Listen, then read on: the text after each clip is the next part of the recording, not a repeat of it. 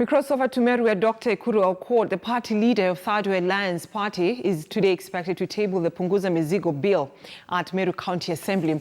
Now, Aukot is facing an uphill task in popularizing the bill that seeks to amend the constitution through a referendum. The bill needs the support of at least 14 county assemblies. 4 county assemblies have rejected the bill. Our reporter George Maringa is following this story for us. Maringa, good morning. What time is Aukot and his team expected in Meru? Good morning, Brenda. Indeed, Dr. Ekuru Aukot, the leader of Third Way Alliance, is expected to begin tabling the bill or the PUNGUZA MZIGO bill at around 10 a.m. We are still awaiting his arrival here at the Meru County Assembly, and the chambers are just behind me. Now, indeed, the Western Gisho County is the only county that has accepted the PUNGUZA MZIGO bill.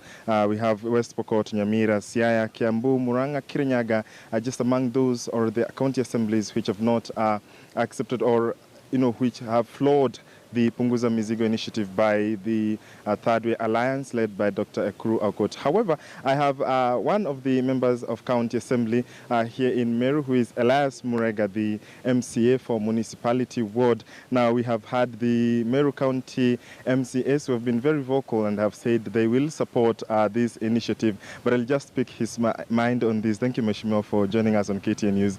Now, you guys and your fellow MCAs, you've been very vocal in saying you will support the PUNGUZA MZIGO initiative. Is that what you will do today? Yeah, nothing much has changed as per regarding to my say of maybe opinion on the bill. But these are different on the ground because yesterday we started public participation, and indeed there are several who are, yes, supporting on some articles within the bill. Some sections within the bill, but others maybe they are also not certified for also others, especially the presidential term and also representation. So maybe as a person, yes, I may be supporting it, but the people, you see, ours is a delegated power. So yeah, which we are given by the people. And the people, if they say no, because as long as they are saying, unless this thing changes, we will not support it. So things are changing on the ground. Maybe as their representative, will go as per them. But so far, myself are still, until the people of municipality whom I represent, they say contrary to what I'm still supporting, is when maybe I would change my mind. But as far as I'm concerned, I'm still supporting the bill. But as we started yesterday, as I've said, in the public, some are supporting in some areas, especially the area of nomination. They are saying, no, we don't need them.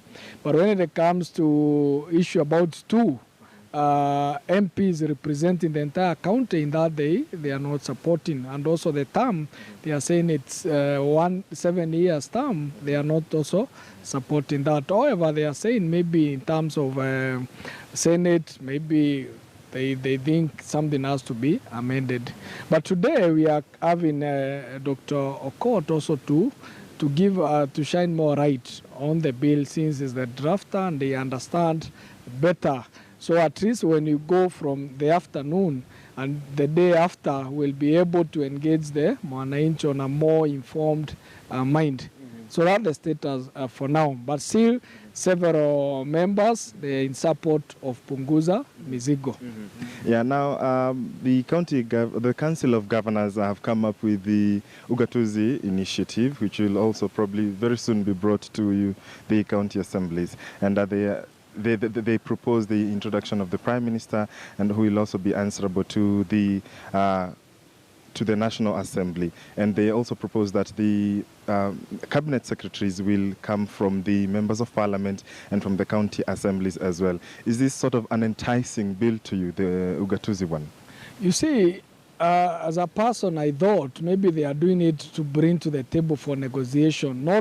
It's not something that they have keenly thought about, because they are the critics of PUNGUZA MZIGO. They said maybe it didn't consult more of mwananchi. The same to Ugatuzi. Maybe they sat down with the Council of Governors and maybe some few, maybe majority leaders and so on, but they didn't embrace the issues to do with the mwananchi. So it's also going to face the same challenges that PUNGUZA MZIGO is facing. And to me, as a person, I may not think I'll support as per hour, unless it is driven by mwananchi. You see, the same with what you're expecting from the PBI. These are few, Eritu are sitting down and then discussing issues that they think are affecting mwananchi. But we want also the referendum or the changes, constitutional changes, to be driven by mwananchi. What are these issues that are affecting mwananchi?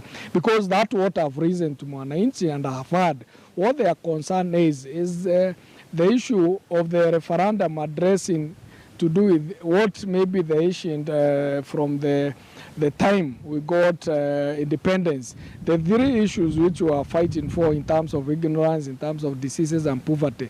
How will the Katiba be able to address issues to do with the poverty, to do with the diseases, and to do with poverty?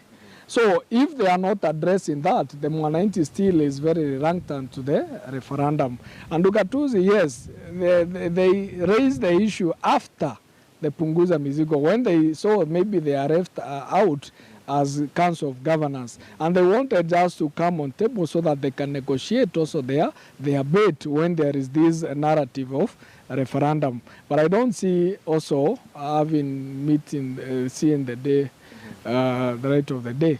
Back to Punguza Mzigo, there are those who have argued, Mheshimiwa, that actually the Mzigo is not in the legislature but in the executive. So apart from the issue to do with the presidential term, what would be that other thing that probably, in as much as we wait for Dr. Ekuru to shed more light on this, what is the other thing that entices you as a person and also what you've heard from those you represent?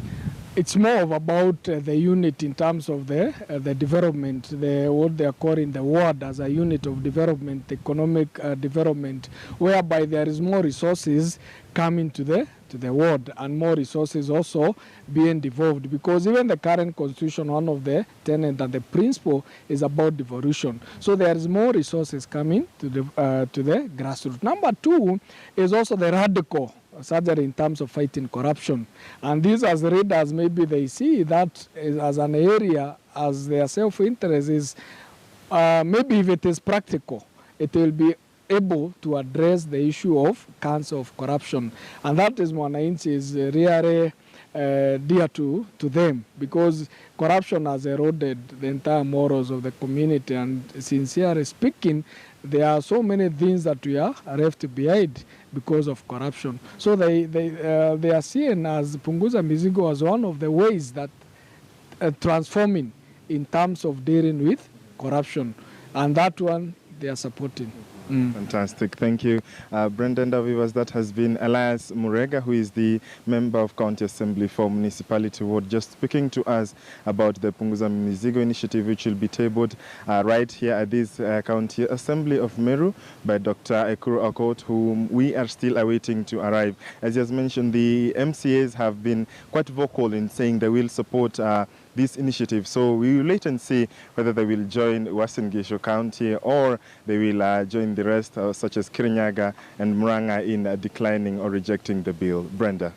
And I'm sure George Maringa will give us that live coverage as and when you get it. Thank you so much, George Maringa, talking to us from Meru, where Dr. Ekuru Aukot is expected to take his